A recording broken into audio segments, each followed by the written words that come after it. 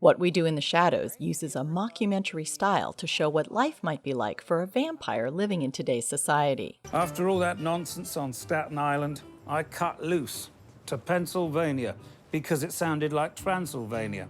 We all know that sounds cool.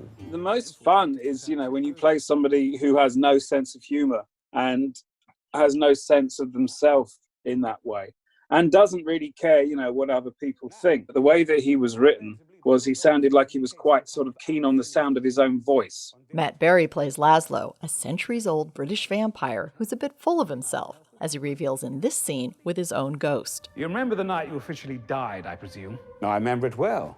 My lovely Naja came in through the window, took my life, thus making me the vampire you see before you now. A damn handsome one at that, I might say. He's no different than he was the day before he was a vampire. So, he's still the same conceited idiot, that he always was. Berry has a long career in British sitcoms as an actor, writer, and composer. And What We Do in the Shadows taps into his creativity because it allows for everyone on the set to improvise freely off the script. No one is particularly precious about the script.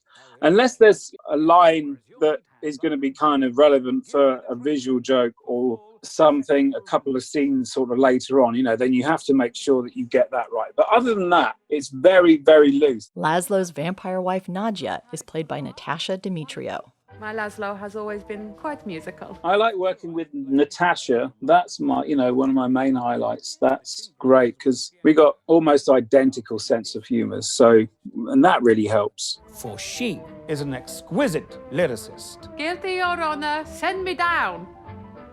See?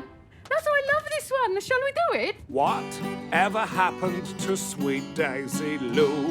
Her hoop skirt was a poop skirt when she couldn't find the loo. It's just made so much easier for me being in such an amazing set, everybody kind of concentrating as hard as they can, because that really brings out everyone to, sort of fizz off each other and do what you need to do.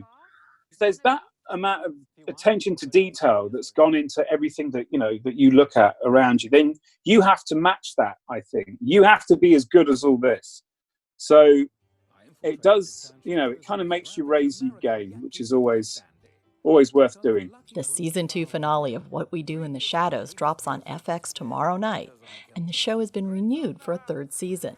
If you haven't yet sunk your teeth into the show, I urge you to give it a try. Beth Accomando, KPBS News.